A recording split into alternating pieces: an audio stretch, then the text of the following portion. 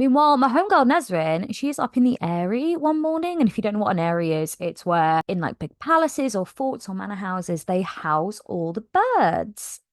Because down in the southern continent, they have these really cool kind of griffin-like creatures called rooks. And while she's up there seeing all these amazing animals that she has never seen before in her life, Prince Sartak shows up. And Sartak is a really famous rook rider. His rook, Kadara, is super duper famous. They're really fast.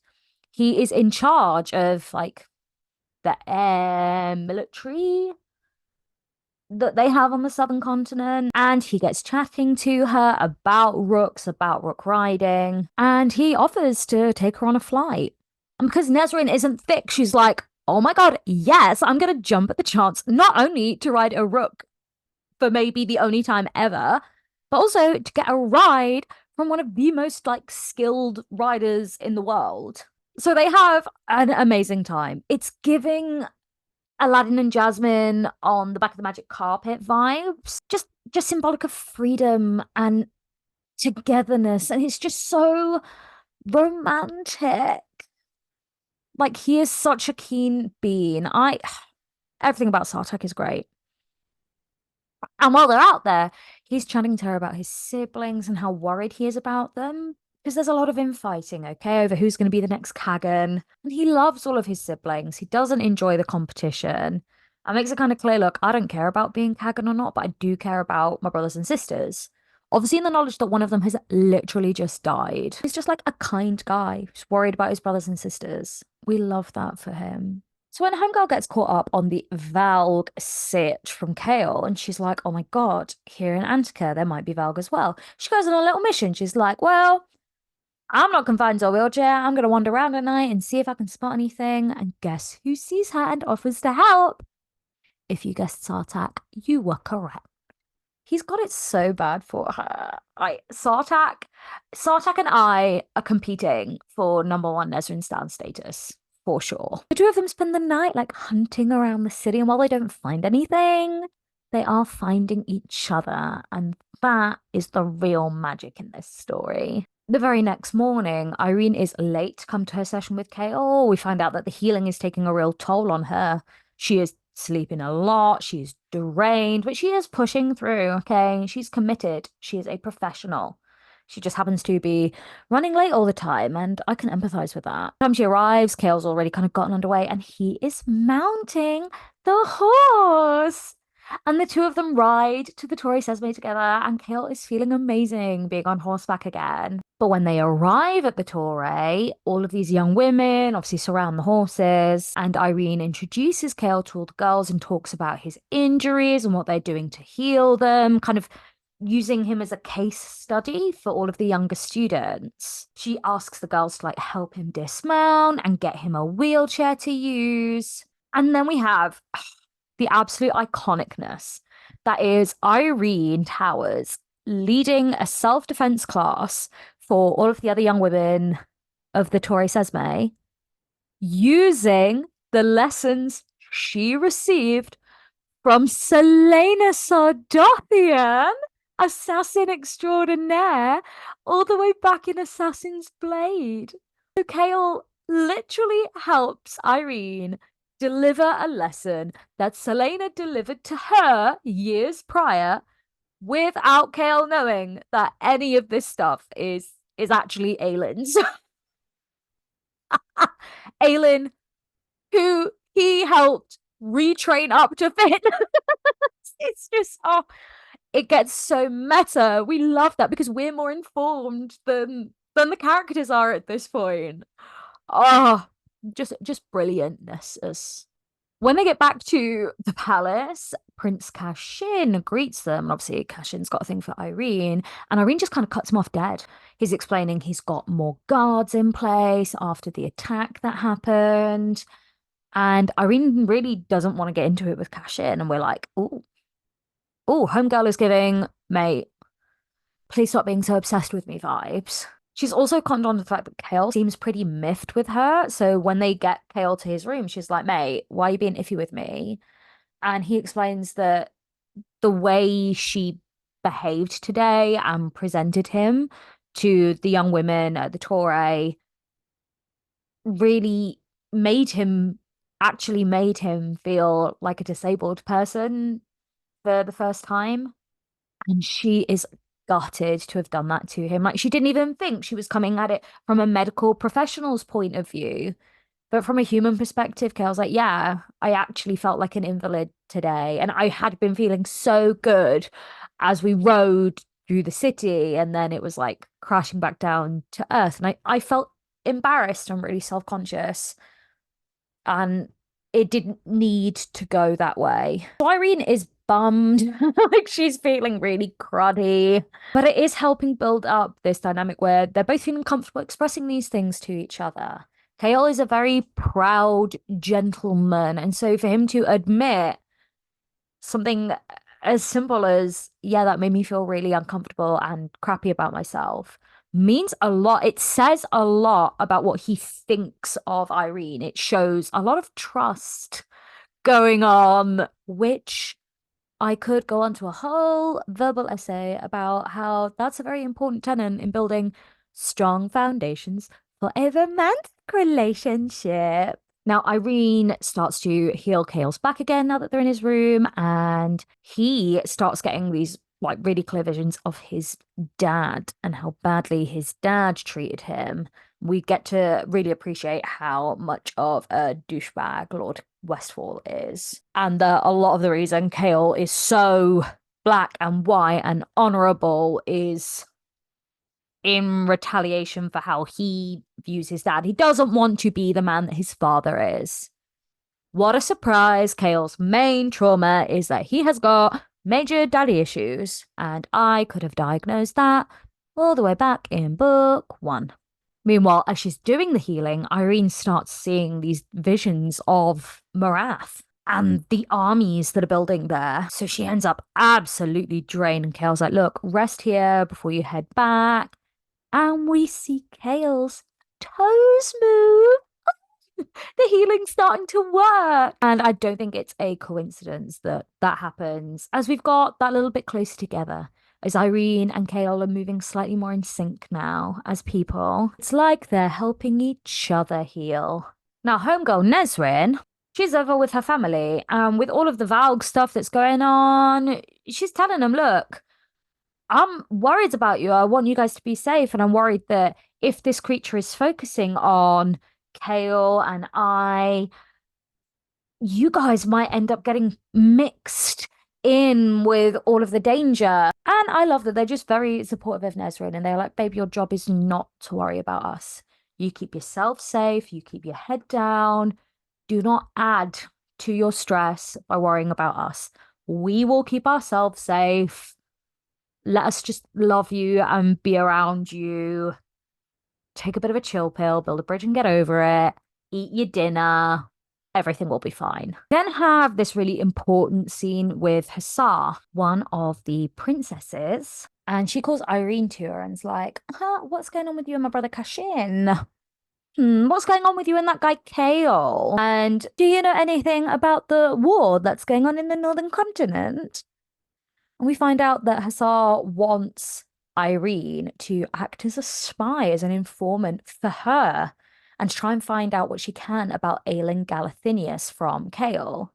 Now, Irene's not a massive fan of this, and Hussar tries to convince her to do what she wants by saying, look, it wouldn't surprise me if the attack on you, that was actually a little bit of a ploy. Kale and Nesrin might have like orchestrated the whole thing in order to make us think we're all in danger and to join in with their fight. And Irene's just like, girl, that logic does not track. Okay. Kale Westfall is the most vanilla, by the book man in existence.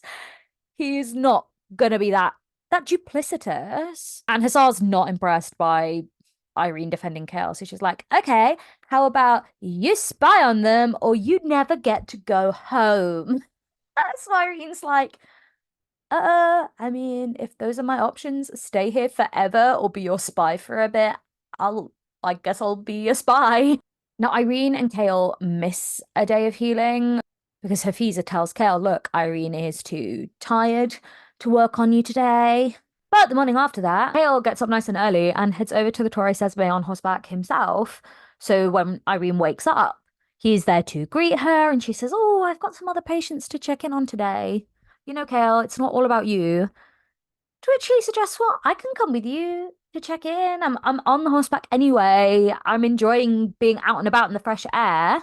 Let's spend the day together." And they do. Irene basically gives him a tour of the city on horseback, and it's actually really sweet. They basically decide to just bum off their session and have fun together. And I love that for them. That night, there's a party in the palace, and obviously Nesrin and Kale are going together. Nesrin is sat next to the Princess Hussar, and when Irene comes in, Hussar's like, bitch, move. My friend Irene has just arrived. And everyone is gagged. Because that's just so unbelievably rude.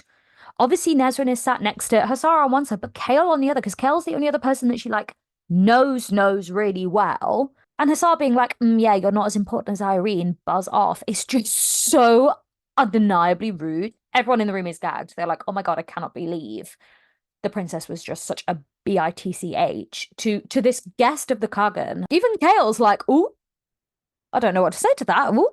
But my man Sartak swoops on in and's like, "Oh, Nesrin, that's good news. Would you come sit with me, please?" And she basically gets an upgrade. Who'd want to sit by rubbishy old Kale? It's way more interesting to go and sit with Sartak. Bay. Now, Kale realizes that whatever it is Irene's being funny about at the minute, it probably has something to do with why Hussar is being so pushy with having Irene sit next to him. You know, he puts together that this is less about Nesrin and more about Hussar wanting Irene and Kale together so that they can chat. So the two of them are kind of like communicating without communicating, and they keep the conversation while they're at the table just super duper top level and professional. Like, you wouldn't even know they were friends from the conversation they have at that table. They are keeping it so PG and above board. When the dinner's finished, everyone goes off into like different spaces, and there is this smoke everywhere that is filled with opiates. So everyone's getting high. Kale clocks that Nesrin and Sartak, they leave like really early on so that they're not, you know, in with all the druggy smoke. And he clocks that Kashin is about to ask Irene to go sit with him. So Kale butts in and is like, "Oh, Irene, do you want to come sit somewhere else with me?" And obviously, between Kashin, who she has been giving major "please leave me alone" stalker man vibes to, and lovely, handsome, kind, respectful Kale, she's gonna pick him. So the two of them go and sit together away from everybody else. And the drugs kind of start to kick in. They're both getting super chill, super relaxed. And Irene tells Kale, "Look, that Princess Hussar, she basically wants me to act like a spy. So could you just tell me something that's going to be totally useless so that I can pass it on to her?" And I love this for Irene because straight off the bat, she's like, "I'm just going to become a double agent. This is how I return to being on the side I want to be on. I'm not going to betray my new friend Kale." So Kale's got to have a think. And obviously it takes him a while because they are like tripping a bit. But he's like, "Oh, what you could do is tell her that Aylin's like going to somewhere that she'd never go to. Let me have a think. Where would Aylin Ash River Galathinius never, ever in a million years want to be?" That way you could give her something useful, like, this is her eventual location. This is where the Queen of Terrason is gonna go hide out or something. And it is, without a shadow of a doubt, the best thing about reading these books not in tandem. Okay, because if you've read all of Empire of Storms, you know where Aelin is right now. At this point in the narrative, you know where it is. Homegirl's gonna be. So when Kale's thinking of everything he knows about Aelin, all of the anecdotes she has told him before, he says, there's one place she'd never go. One place, in fact, I know for a fact she's not allowed to go. So he says, "Irene, you should tell that Princess Hussar that Aylin's heading to Skulls Bay, because that sounds like a legit plan, but Aylin's never going to do that. Aylin's never going to head to Skulls Bay in a million years, because she's banned from there." You know, if he just threw a dart at a map, it would have had less chance of being absolutely 100% correct than him coming up with the lie that she's heading to Skulls Bay. Because that's where she is. Oh, it's genius. It's genius. I read it and I was just so gagged. I was like, oh my God, of all the things you could have said. But anyway, that's what they go along with because that's what they've got. When they reconvene later, Nesrin lets Kale know that Sartak's invited her on his upcoming trip to visit all of the tribes to go on with like a little 2 week long flying venture with him, and that she's really tempted to go. And it's only at this point Kale's like, oh, by the way, how has meeting your family been? And we realize the communication between the two of them has been so poor that Kale hasn't asked Nesrin about what she's been doing or how she is or how her family is. And that reflects very poorly on him. Their conversations are clearly not a two-way street. It is the Kale Westfall show, and I don't think Nesrin should put up with that any longer. But she's lovely. So they stay in Kale's room and they just chat, chat, chat, chat, chat late into the night and both nod off. As you frequently do when you're with one of your friends, they are good friends. However, come the next morning, when Irene is looking for Kale and she goes into his bedchamber, she finds him and Nesrin asleep next to each other on the bed and is understandably a bit like, ooh, ooh, and like legs it out the room. It's like, oh my God, what have I just seen? Oh my God. But Kale catches up to her and he's like, literally nothing happened. We were fully clothed. We fell asleep next to each other chatting. And more than anything, Irene's just embarrassed about her reaction because she doesn't want to be feeling jealous of anybody. Hale notices that Irene has brought with her scrolls from the library, and he recognizes straight away that they have weird marks on them. And he is like, babe, you need to hide that immediately. If anyone sees you with weird marks on stuff, we are going to get in trouble. So she hides those scrolls inside one of Kale's like spare pair of shoes, which ends up being a really good shout. She also tells him that while she was reading in the library, she found out that there were actually three vowed kings. Erewhon's obviously one of them, but there were two others called Orcus and Matinx. She tells him that they were either killed or defeated and sent back to their realm a really long time ago. So the two of them are like, oh my God, we are like cracking this case wide open. There's tons to learn here.